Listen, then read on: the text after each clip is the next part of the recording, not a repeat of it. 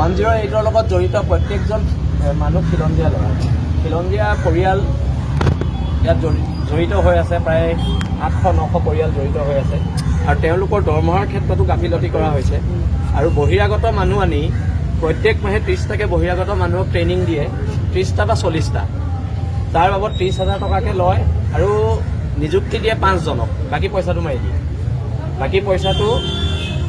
দিয়ে। আৰু তাৰ বিনিময়ত মাহে তাৰ উপৰি আৰু 30-40 লাখ টকা এটা তেওঁলোকৰ এক্সট্ৰা ইনকম। আৰু 5জন মানক ডেপুটেশ্যনত ভৰাই তাৰপিছতে দুদিনমান পিছত কয় যে তোমালোকৰ কাম বেয়া, তোমালোক ওলাই যোৱা, নহ'লে খিলঞ্জীয়া ল'ৰাজনক উলিয়াই তাৰ জেগাত তেওঁক ভৰাই।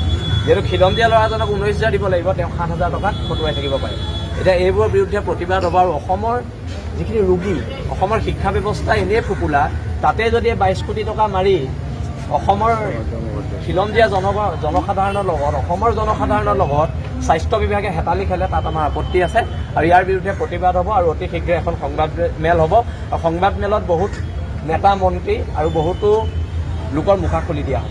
108ৰ লগত জড়িত প্ৰত্যেকজন মানুহ খিলঞ্জীয়া ল'ৰা খিলঞ্জীয়া পৰিয়াল ইয়াত জড়িত হৈ আছে। প্ৰায় 800-900 পৰিয়াল জড়িত হৈ আছে আৰু তেওঁলোকৰ দৰমহাৰ ক্ষেত্ৰতো গাফিলতি কৰা হৈছে আৰু বহিৰাগত মানুহ আনি প্ৰত্যেক মাহে 30টাকৈ বহিৰাগত মানুহক ট্ৰেইনিং দিয়ে, 30টা বা 40টা।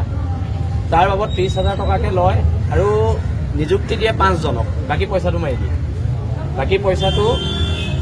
দিয়ে। আৰু তাৰ বিনিময়ত মাহে তাৰ উপৰি আৰু 30-40 লাখ টকা এটা তেওঁলোকৰ এক্সট্ৰা ইনকম। আৰু 5জন মানক ডেপুটেশ্যনত ভৰাই তাৰপিছতে দুদিনমান পিছত কয় যে তোমালোকৰ কাম বেয়া, তোমালোক ওলাই যোৱা, নহ'লে খিলঞ্জীয়া ল'ৰাজনক উলিয়াই তাৰ জেগাত তেওঁক ভৰাই।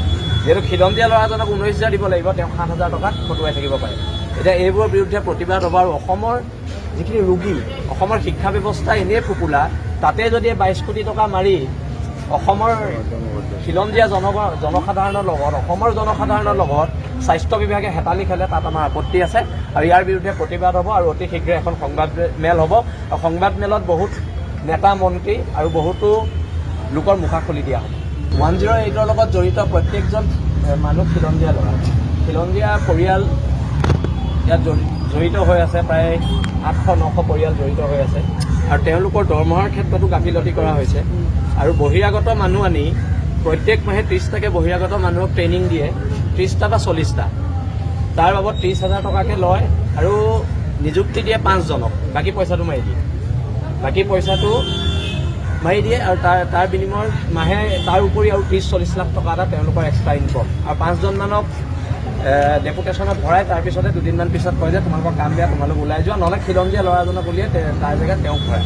যিহেতু খিলঞ্জীয়া ল'ৰাজনক 19,000 দিব লাগিব, তেওঁ 7,000 টকাত খটুৱাই থাকিব পাৰে। এতিয়া এইবোৰৰ বিৰুদ্ধে প্ৰতিবাদ হ'ব আৰু অসমৰ যিখিনি ৰোগী, অসমৰ শিক্ষা ব্যৱস্থা এনেই ফোপোলা, তাতে যদি 22 কোটি টকা মাৰি অসমৰ খিলঞ্জীয়া জনসাধাৰণৰ লগত, অসমৰ জনসাধাৰণৰ লগত স্বাস্থ্য বিভাগে হেতালি খেলে, তাত আমাৰ আপত্তি আছে আৰু ইয়াৰ বিৰুদ্ধে প্ৰতিবাদ হ'ব আৰু অতি শীঘ্ৰে এখন সংবাদমেল হ'ব। আৰু সংবাদমেলত বহুত নেতা মন্ত্ৰী আৰু বহুতো লোকৰ মুখা খুলি